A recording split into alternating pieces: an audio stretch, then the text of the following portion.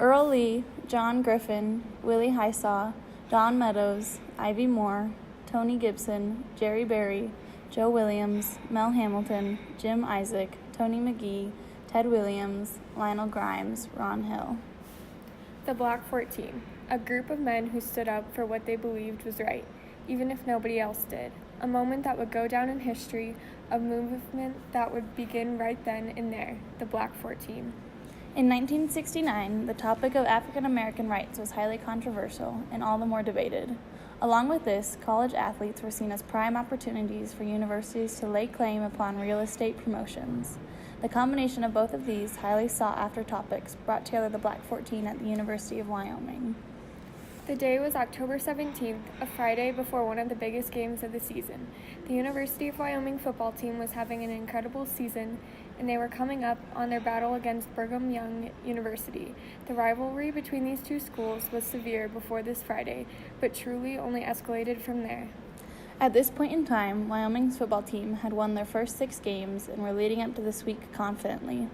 This was until Willie Black, the chancellor for the university's Black Students Alliance, discovered and informed the alliance members of the current Mormon policy surrounding people of color. Until 1978, the Church of the Latter-day Saints did not ordain men of Black African descent to its priesthood or allow Black men or women to participate in temple endowment or sealing ordinances. On Wednesday of the same week, Willie Black delivered a speech to the university's president at the time, William Carlson, as well as the athletic director, titled "Why We Must Protest." This speech laid out the research he had done and the facts he had found of the Mormon Church's policy and begged for action to be taken. It spoke of a plan for a nonviolent demonstration at the stadium directly before the BYU game to make known the harsh reality of the situation. The football coach at the time, Lloyd Eaton, heard of Willie's plan for a demonstration and pulled one of his captains aside, warning him of the repercussions of participating in a demonstration as it was against the rules. This concern was voiced to the 14 African American players on the team. When they heard this, they decided to meet with Eaton on Friday morning. Even with the known consequences on the line, these 14 players proceeded to take action, and bold action. Friday morning, when called into Coach Eaton's office, they asked to wear black armbands at the game, representing their disagreements with the Mormon policy. This was their own demonstration in a way, one that meant more than any other act of defiance. Eaton proceeded to dismiss them all from the team. He berated and insulted them, saying they were troublemakers, half of whom did not know their fathers. After the meeting, the 14 men went to speak with the university's president to try and fight their dismissal, but were turned away. The administration found that Coach Eaton dismissed them within a timely manner, and his means were justified. These men left the office disheartened and obviously upset by this answer. The Cowboys went on to win against BYU, while the 14 students who protested sat in the stands, watching their previous team play against a team which so blatantly discriminated against them. After the season, Coach Eaton was fired as the Cowboys proceeded to lose 26 games out of 38. Many members from the Black 14 went to finish college and graduate, and one, Tony McGee, went on to play in the NFL. Following this protest, 9 years later, a divine revelation came to the Mormon Church, in which Mormon priesthood was now open to African Americans.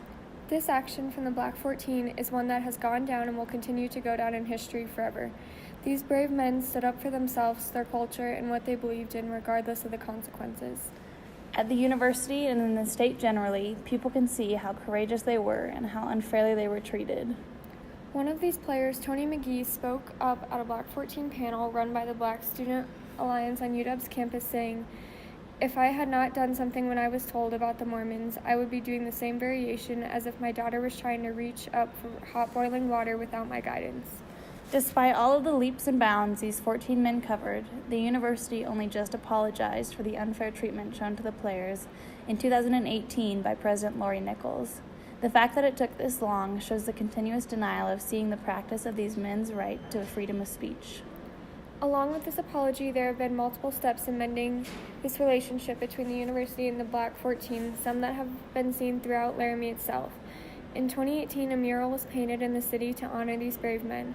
John Griffin, one of the original Black 14 members, was there to declare this and spoke on behalf of the group, saying, "We're not going to change history," he said. "We just live history. Keep fighting the good fight."